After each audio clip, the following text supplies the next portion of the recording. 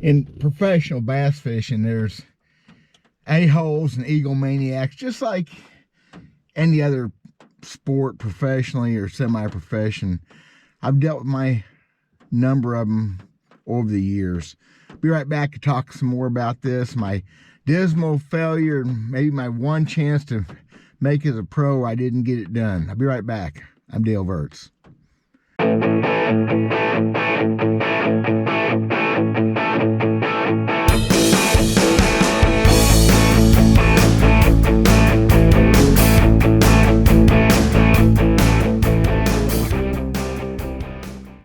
It is a miserable day in northern Ozark Plateau, here just north of Lake the Ozarks in Missouri. But it's warming up. It's not very far from here. They got ice now. We've had rain all day. It hadn't been cold enough to be ice, but it's pretty bad some places. Best thing about it is they're talking 40s, 50s, and 60s from here the next couple weeks. So maybe get back on the lake and do something besides wasting your all's time just talking. So if you didn't see the video I did the other day about the B.A.S.S tournament, I fished Lake the Ozarks in 1996. I did a fairly winding, long, drawn out deal. And people say they want to hear the rest of the story. So this will be the rest of the story. First day, just blew. I just wasn't aggressive enough to take over. I mean, it sounds like I'm making excuses or whatever, blaming on other folks. That's not the way I intend it to be. And I'm going to tell you right now, I have all the respect in the world for professional bass fishermen like Jim Bitter, who I'll talk about here. And nothing negative about Jim Bitter. I'm going to tell you this story the way it went. Ended up being a pretty cool day. So look at this. This is interesting, the way this works out. The way they draw for these tournaments and how the computer picks this stuff. It did not work out well for me. So it goes like this. The computer draws your names, and it's always 3 guys together. So who I fish with the first day will fish with the guy I fished the second day and the last day, and so forth, so forth. So you can kind of tell who you're going to be fishing with. I didn't know that at the time. A lot of little games and nuances about tournament fishing. It took years for me to learn. I didn't learn at this level.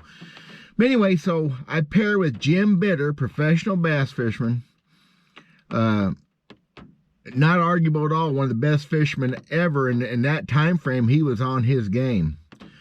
The worst part about that deal is, I don't know, I never looked where I was in the standings after the first day. I figured 3 fish, I wasn't doing very well, but across the board fishing was tough. And I know I was in the top 30, maybe better than that. I may have been top 20, I don't know. I just know out of 360 guys, I'm at the upper little percentile, and I draw out with the guy in second place. Now, what kind of bad luck is that? Still, I could have made it more in my favor. I should have been more aggressive with him too. Truthfully, I think I figured I was done after that first day. I think maybe I resigned myself a little bit. I think, looking back. So I draw out with Jim Bitter. We meet up the next morning. It's a sunny day, 35-mile winds again. I wear my rain suit to the takeoff. Everybody's looking at me. I'm in a 480 Ranger. I'm going to get drowned. So just a fact. And it was a wet ride. We talked very little. He's in second place. I'm along for the ride. We were up the lake, 40 miles, just short of where I was fishing. We never did go to any of my water at all. Again, my fault. That's on me. We pull into the first creek, and there's nothing he's going to fish that I haven't fished my whole life and I don't know. I never told him that. He never said nothing to me about, oh, you're from here, do you have anything either? Which, that's part of the... These guys draw dang toys like I had the first day all the time. They draw everybody wannabes. I got that. I understood that. Me blowing up and telling them how good I was and how I knew the lake wasn't going to do me any favors. We go into the very first creek, though, and out of the wind. And I think he caught fish on several different baits that day, and he taught me a couple things that day. Rain loud in that rough, you hear that? I caught my first keeper fairly early. on a jig behind him, a 3-pound bass. I put it in a boat pretty quick because I'm using my flipping rod and 20-pound line. He never said nothing, which is fine. I don't need a pat on the back. But it wasn't, just a few minutes later, I did it again. Another 3-pounder, nice solid fish. He didn't really say anything, but he wasn't happy. And you know, I've had my butt handed to me from behind, so it's early. So we moved across the creek. Now I did make a suggestion. I said that bank right around here is exactly like this one. He said we're gonna go over here, so we go over there. Funny thing, fishing with the wind again. Now it wasn't quite as bad. It was blowing hard, but a little protected there. But it was fishing with the wind. We hadn't fished down that bank very long. He goes, "Hey, you're thrown into my water." My instant answer was, "Oh, I'm sorry. I didn't mean to." That was a stupid answer. Just a couple minutes later, he stops, looks at me, "Man, you're cutting me off." Now, I had thrown to the front corner of a dock that he had thrown to the right of, but he was still behind that line. I said, "Sir, this ain't no pro-am. That's my water too." He didn't answer me. So it got tense. Now, he had been winning. That time he was big and winning the top 100s, top 150s, the pro-am stuff. That was his thing. And truthfully, I wasn't fishing his water. I wasn't cutting him off. I had every right to throw where I was throwing. The thing is, those tournaments you don't throw in front of the console if you're in the back of the boat. That's a dividing line, kind of unwritten rule thing, but you don't fish where your partner can fish. You don't get first throws. This is a pro-am. If I want to throw up past him with a jerkbait or something, I could do it.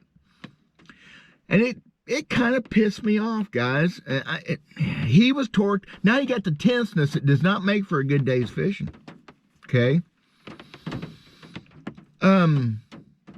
We fished a couple more spots and didn't do nothing. And the wind was atrocious. It was bad. And then we moved to a main channel bank in this creek. It's a good bank. And he catches a keeper on a spinnerbait, which I had not thrown a spinnerbait hardly at all. Again, kind of taught me some stuff. We've probably been fishing a couple hours at this time, hour and a half. And he moves on down this bank, and man, the wind is just almost impossible to control a boat. He was sitting on that butt seat, bouncing up and down. In that position, I kind of have it made. And it's still tense. He's not, matter of fact, when he got that first fish, I said, "You need help with it?" He said, "Absolutely not." He goes, "I got it handled." Well, he sticks another fish. This is a good one. And the front of the boat's coming out of the water. Drum motor's coming clear. We're sliding back. It's really bad. I jumped up to the front of the boat, got behind him on the deck, put my hand out, and started waiting for that fish. And it finally comes up. It's a 4-pounder. I get my hand down and get my thumb in that fish's lip, and that spinnerbait goes, "Zoo!" Back over, he turns around and kind of, I don't want to say he cussed. He was really, really unhappy. He don't know that I got his bass. And looking back, it's kind of funny, because that was a change. That was a point where everything changed. And he's, I'm not saying he's cut. He was not a happy man. He said something about how you can't lose fish like that. I said, and I'm telling you, the wind's crashing, the waves are crashing. It's horrible. I said, "Jim, I got your fish." He looks around. I got this fish I'm putting in his life well. He got happy. He was dandy with me helping him land his fish after that. I said, "Man, I've done this my whole life. I'm here to help you." We ran up the lake a little bit further, and he said one time, "Wonder where the cameraman's at." He's in second place. Generally, Gerald Tucker, the camera crew, they finally caught up with us. He liked to get his picture took, old Jim did. But he was good at it. I mean, he was used to it. I wasn't. We go in one creek up there called Pearson Bay, and he caught his third keeper going down the bank with a jerkbait. And the thing about that day, you got to admit, We were fishing water that had maybe 8 inches, 9 inches visibility. It wasn't muddy, it just good and stained. He's throwing that jerkbait. He caught, I think, 3 of his keepers that day on a jerkbait. I would never throw a jerkbait more that dirty. I will now. I mean, I thought I was a good jerkbait fisherman. I learned something. Y'all always be ready to learn something. And the camera boat catches up with us, and he's playing to him a little bit. I get it. I've looked for that footage for years. It's never been anywhere I could find it. Me wearing my Carhartt bib overalls, look like a hick. I caught fish while the camera's running, but I didn't catch any keepers. Matter of fact, I only had one more keeper all day. There, that's the end of that story. You happy? Anyway, we're back in this creek, and we're behind a no-wake. It's all no-wake zone. He said, let's move, and we get down. Camera boat starts folding their stuff up. He says something to him, I'm going back here. He fires her up and punches her, and we run through that no-wake zone. Now, I didn't yank his arm. It's Jim Bitter. Who am I, right? We go that next second, another secondary point up in the creek here, and pretty quick he catches another keeper. I think that was his 5th and last one. And he said something about wonder where the camera boat's at. I said, well, they're probably still out in that no-wake zone. He never said a word.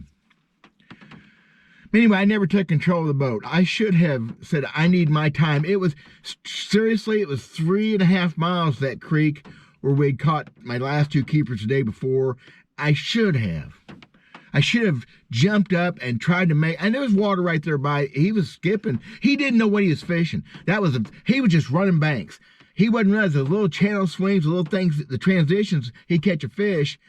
He didn't realize that the fish were specific. And I didn't tell him till the end of the day. How's that for me not being nice? Anyway, I caught another keeper, a good solid 2.5 pound Kentucky, later in the day on a hula grub, and that was that. He took over first place that day, though, fishing with me. I didn't help him at all. I mean, there wasn't nothing I could do. My 3 weighed, 8.5 pounds something. Pitiful. My fault. Totally. Should have just...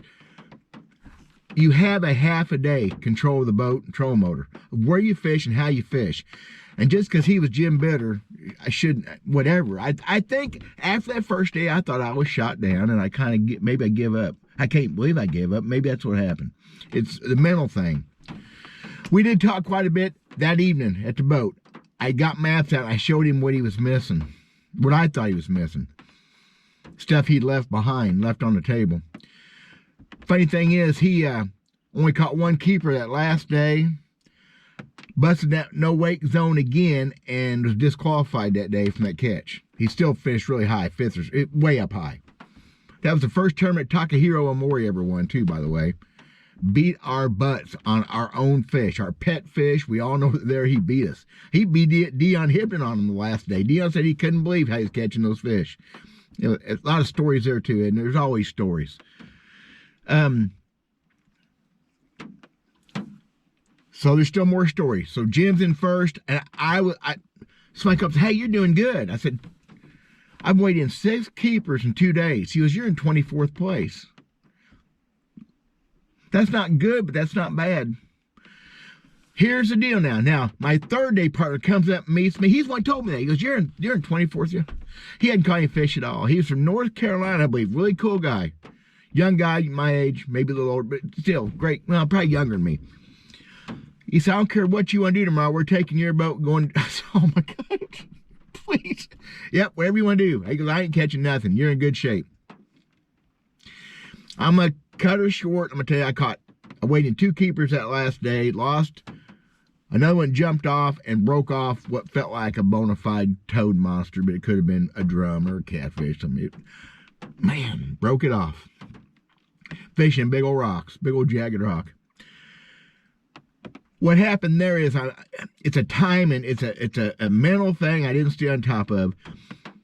By not getting to fish my fish 2 days the way I wanted to, I just got... When I did the 3rd morning, we ran to that same creek where I started, the same bank where I started the first day, and caught some dinks.